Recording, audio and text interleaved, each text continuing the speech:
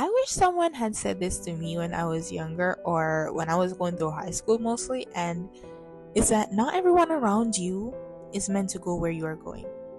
And I'll say this again. Not everyone around you is meant to go where you are going. Now, some people may say that's being cold, but no. It's called being aware. It's you choosing peace over chaos, choosing purpose over popularity, and growth over comfort. Now, I've learned that just because you've known someone for years doesn't mean that they deserve a front row seat in your life. Because time does not equal loyalty, memories don't equal maturity, and history does not equal support. Now, some people might think this is weird, but I've learned about loyalty from watching anime. Now, there is this one anime that it stood out the most to me, and that's One Piece. And it's the loyalty between Luffy and Zoro. So, for those who don't know, One Piece is an anime where pirates set sail in order to find the One Piece, and it's said that whoever has it shall become the king of pirates.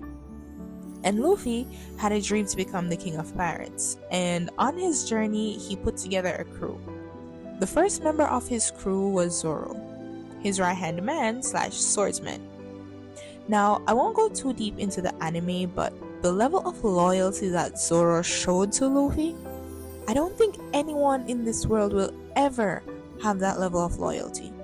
And this showed me that it doesn't matter how long you've known someone for. What matters most is how loyal they are to you and willing to stand behind you no matter what life throws at you.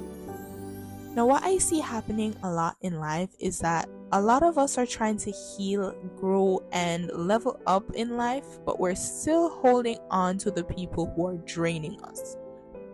The people who are manipulating us and making us question our worth. And why? Because we're scared to be alone. We feel guilty, and because we think we owe them something.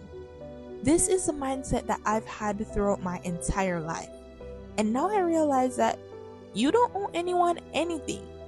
You don't owe them your future, your peace, your clarity, or your freedom. Now, toxic people don't always show up in ways that are obvious to point out.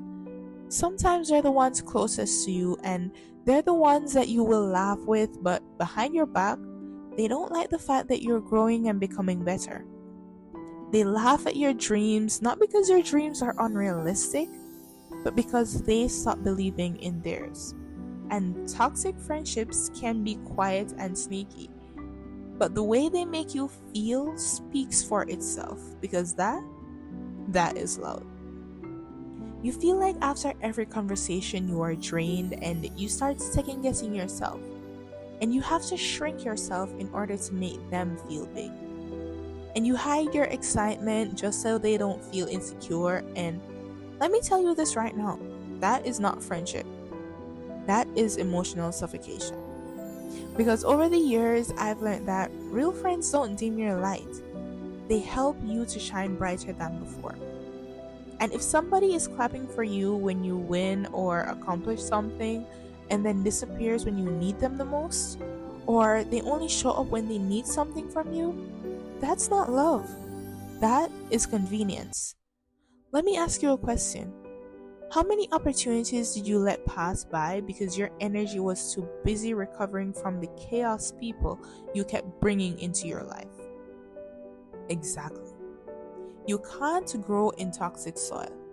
And something that a really special person in my life always tells me is that you can't grow in the same environment that hurt you. And most time, the hardest part of healing is realizing that the people you thought would always be there for you are actually the ones you need to walk away from. And I know that it's not easy because I've been there, especially when it's someone that you really care about. Maybe your family or, longtime friends or people who are there when you were at your lowest, but not because they were there doesn't give them the go ahead to treat you like crap. Letting go is not being heartless, it's being wise and choosing you, choosing your mental health, your peace, and your purpose. It can be hard, but staying stuck is way worse. You have too much potential inside you to waste it on relationships that will not nourish you. You have dreams to chase, a purpose to fulfill, and a life to live. You don't have to keep fixing people who don't want to be fixed. You don't have to keep begging people to treat you right, because that is not love. That's you trying to survive, and you were made for more than just surviving. So start surrounding yourself with people who pour into you, who speak life into your dreams and your ideas, even when you're scared to do so. People who will inspire you to be better. And if you're going through a season where you feel like you're losing your friends, then understand that sometimes God clears your circle so that He can clear your path. You're not being punished. God is protecting you because not everyone can go with you. And guess what? That is completely fine. Now, I want you to look at your life today, not with regret or fear, but with courage. Who do you need to let go of so that you can move forward? Who do you need to distance yourself from so you can finally grow? Protect your peace like your life depends on it. Because guess what? It does.